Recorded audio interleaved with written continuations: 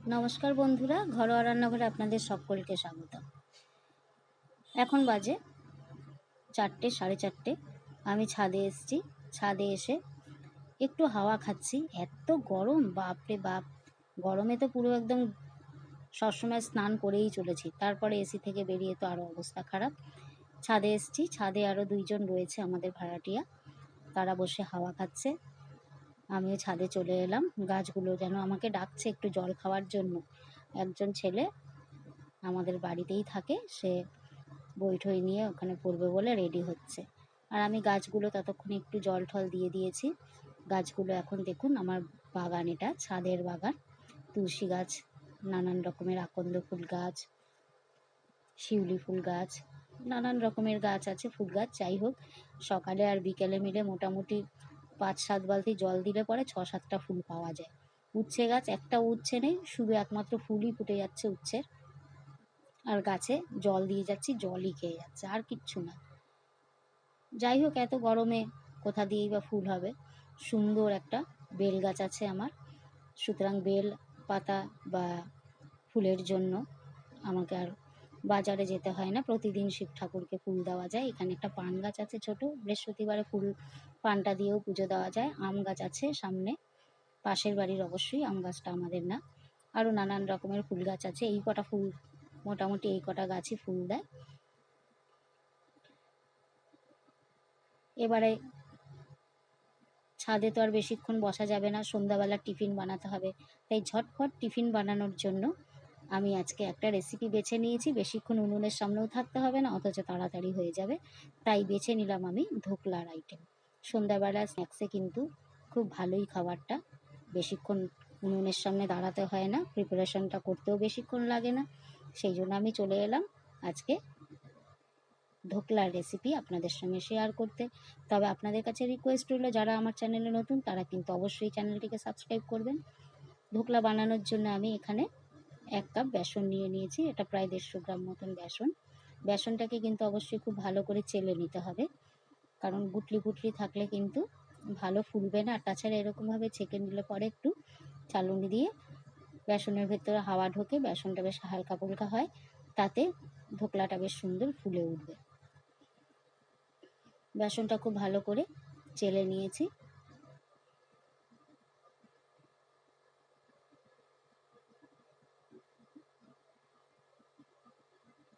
সুন্দর করে সময় নিয়ে বেসনটা ফেলে, এইটুকু দেখুন আমার বেঁচে গেছে, এটা আমি ফেলে দিলাম। এবারে এর মধ্যে সামান্য একটু লবণ দিয়ে দিচ্ছি, আর দিয়ে দেবো 2 চামচ চিনি। সামান্য একটু হলুদ আগে দিয়ে নিলাম। 2 চামচ চিনি দিয়ে দিচ্ছি। সমস্ত উপকরণগুলোকে একটু ভালো করে মিশিয়ে নিচ্ছি।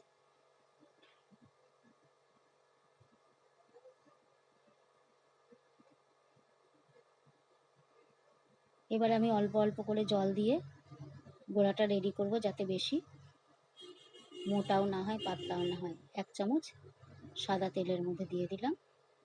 10 মিনিট ধরে বেসনটাকে একটু ফেটিয়ে নিচ্ছি আমি ভালো করে, যাতে এর মধ্যে হাওয়া ঢোকে। ঠিক এরকম থিকনেসটা হবে, বেশি পাতলাও হবে না, মোটাও হবে না। 15 মিনিটের জন্য ঢেকে রেখে দিলাম। 15 মিনিট বাদে এর মধ্যে আমি 1 চামচ ভিনিগার দিয়ে দিচ্ছি। ভিনিগারটাও ভালো করে মিশিয়ে দিচ্ছি একটু এর মধ্যে। আমি যেহেতু এটা আজকে কেক টিনে বানাবো, তাই কেক টিনটার মধ্যে একটু ভালো করে তেল মাখিয়ে নিচ্ছি।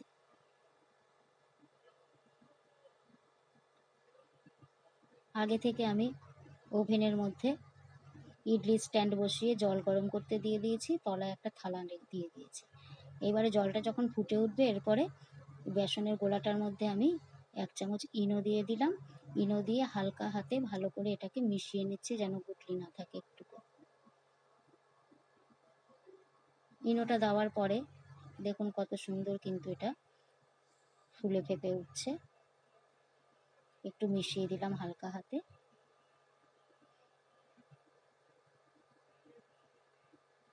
ইনোটা দেওয়ার পরে কিন্তু 1 মিনিটও লেট করা যাবে না, সঙ্গে সঙ্গে এটা আমি কেক টিনে ঢেলে দিচ্ছি। তবে আপনারা যে কোনো স্টিলের বা অ্যালুমিনিয়ামের পাত্রেও কিন্তু এটা করতে পারেন। কেক টিনে ঢেলে দিচ্ছি।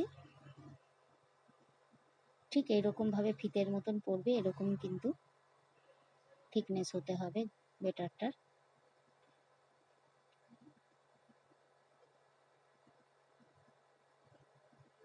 একটু দুবার টোকা মেরে নিচ্ছি, হাওয়া যাতে বেরিয়ে যায় ভেতরে যদি থাকে তাই। জলটা দেখুন আমার কিন্তু ফুটে উঠেছে খুব ভালো করে। এবার গ্যাসটা একটু কমিয়ে নিলাম। এর মধ্যে আমি একটা থালা দিয়েছি, এর উপরে বসিয়ে দিলাম বাটিটা, বসিয়ে একদম ঢাকা দিয়ে, এমনকি যেখান থেকে বাষ্প বেরোয় সেটাও কাগজ দিয়ে আমি আটকা দিয়েছি। গ্যাসের ফ্লেমটা কিন্তু পুরোই দিয়ে দিতে হবে, বাড়িয়ে দিলাম। 12 মিনিটের জন্য ঢাকা দিয়ে রেখে দেব। একটু বড় আর একটু বেশি বেসন দিয়ে বড় করলে 15 মিনিট রাখবেন। সেক্ষেত্রে বেসনটা আমার যেহেতু কম আছে তাই 12 মিনিট আমি রেখেছি। 12 মিনিট পরে চলে এলাম। এবার এটাকে খুলে দিচ্ছি। গরম আছে, একটু খুলতে অসুবিধা হবে।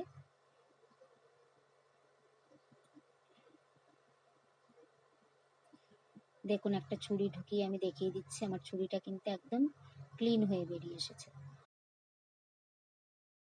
ঢোকলাটা আমার হয়ে গেছে, দেখুন কত সুন্দর, উপর থেকেও শুকিয়ে এসছে। এবার এটা ঠান্ডা করতে দেবো আমি। ততক্ষণে এর উপরে যে মিষ্টি চাটনিটা দেবো সেটা আমি তৈরি করে নিচ্ছি। একটু সাদা তেল দিয়ে দিলাম, এর মধ্যে একটু সর্ষে, বেশ কয়েকটা কারি পাতা আর 4-5টা কাঁচা লঙ্কা চিড়ে দিয়ে দিলাম। আমি আজকে এটা তেঁতুল দিয়ে করব, মিষ্টির জুসটা যে ধোকলার উপরে দেয় সেটা, তাই জন্য একটু 50 গ্রাম তেঁতুল জলে গুলে নিয়ে এর মধ্যে দিয়ে দিলাম। তেঁতুলটাকে একটু আগে থেকে ভিজিয়ে রাখতে হবে। তেঁতুলটা গুলিয়ে জলটা এর মধ্যে দিয়ে দিলাম।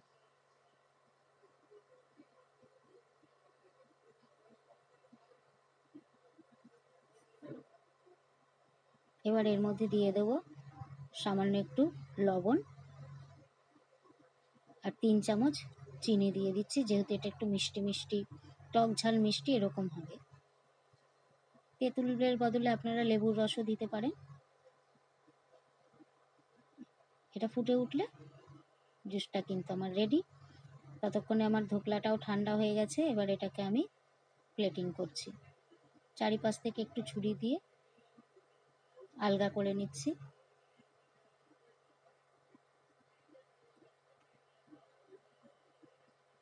প্লেটের উপরে উপর করে 2-4টে ট্যাপ করলেই কিন্তু বেরিয়ে আসছে। দেখুন কত জালিদার, কত সুন্দর ধোকলাটা আমার হয়েছে।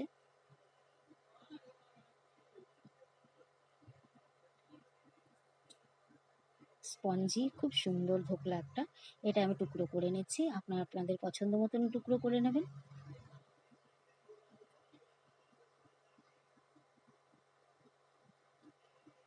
এদিকে জুসটাও আমার ঠান্ডা হয়ে গেছে। এবারে এগুলোকে আমি প্লেটিং করে এর মধ্যে টক মিষ্টি ঝাল জুসটা ছড়িয়ে দেব। ব্যাস।